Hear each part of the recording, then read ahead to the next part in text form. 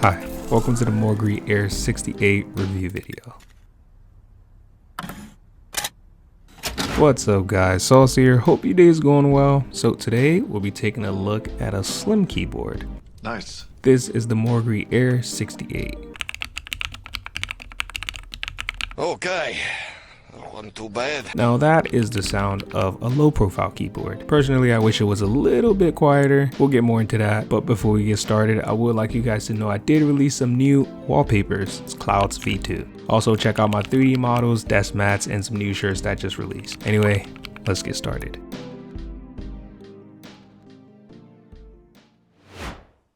So slim keyboards are getting more popular, and this is another addition to that space. Slim keyboards are definitely not for everyone, and it's perfectly understandable because they do have some limitations to them. First of all, there aren't as many switches, there aren't as many good switches, and there are too many different types of low profile switches, and a wealth of other disadvantages. With that being said, this is the Air 68. It's a minimalistic, low profile keyboard that comes in two different colors. Packaging of this keyboard is really well done. In the box, it comes with boxes that are labeled 1, 2, and 3. Box 1 contains the USB-C cable and the 2.4 GHz dongle. Box 2 contains the manual. Box 3 contains the keycap and switch puller and extra keycaps. It does only have the option of one linear switch, and this is the low profile kill white switch. These switches are not compatible with the new low profile switches Gateron have been releasing recently. Those low profile switches have the same profile as a regular switch, which means you can interchange a regular switch and a low profile switch on the same keyboard. This, on the other hand, you can't do that. So if you get this keyboard, you'd have to stay with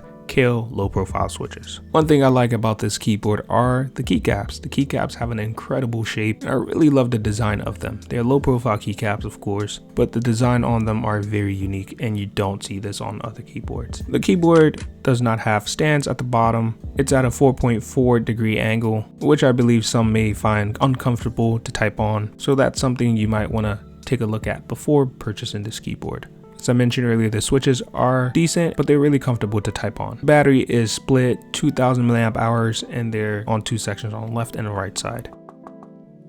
This keyboard is hard to open, so I didn't attempt opening it. It's a fully enclosed aluminum keyboard, but the weight doesn't suggest so. It's actually really light. The keyboard is really compact, and you can see the keycaps fit perfectly. This keyboard is QMK and VIA compatible, so you just download that JSON file and import it into VIA or QMK. Very simplistic. A lot of you guys like VIA, so this is perfect for that. The design of the keyboard is really nice. The nice round edges fit it really well. Gives it that perfect minimalistic look as well. As you can see, the orange on the keycaps look really good, especially with my orange desk mat. I really love that the keyboard doesn't have the brand name on the top of the keyboard. It has it at the bottom, which is like the perfect place. The keyboard is nicely rounded. The design is top notch. Definitely think the design is very minimalistic. Angle that they were going for fits perfectly. And you guys do know my favorite color is orange. The arrow keys and escape key look really good because of that. If you're not a fan of orange, I perfectly understand you don't like it. As I mentioned earlier with the switches, it is not compatible with new low profile switches that Gateron releases, which I find are like the perfect switches for low profile keyboards. And if you wanted to use those on this keyboard, you wouldn't be able to. I don't know how I feel about it. This keyboard comes in at $89, which is a lot cheaper than a lot of other slim profile keyboards, so I do believe it's worth checking out. Of course, I've mentioned all the disadvantages of the keyboard, so adhere to those before purchasing this keyboard. This is perfect if you're looking for a low profile keyboard that's going to look really good in the space. It's definitely going to tie your setup together. Very portable, very compact. It'll fit in any book bag. It's slimmer than a lot of laptops. I'll put all the dimensions on the screen right here, and as you can see, it does definitely give an elegant look, especially with that metal piece at the bottom. That metal piece at the bottom can scratch a desk, so please be careful with that. This keyboard is tri-mode, which means you can use it with 2.4 GHz, wired, or Bluetooth. It's very compatible with other devices, so it works with Windows, Android, and Mac, meaning you can use this on your tablet. And with the software being VIA, you can definitely customize it for Mac as well. Although this keyboard has a 4000 mAh battery, it will last really long wirelessly because it has no RGB. I don't know how much dampening there is in this keyboard, but it doesn't feel like there's a lot of dampening. Sounds like a keyboard that doesn't have as much foam as other keyboards. This keyboard is fully aluminum, so it gives a premium feel, but it's really light.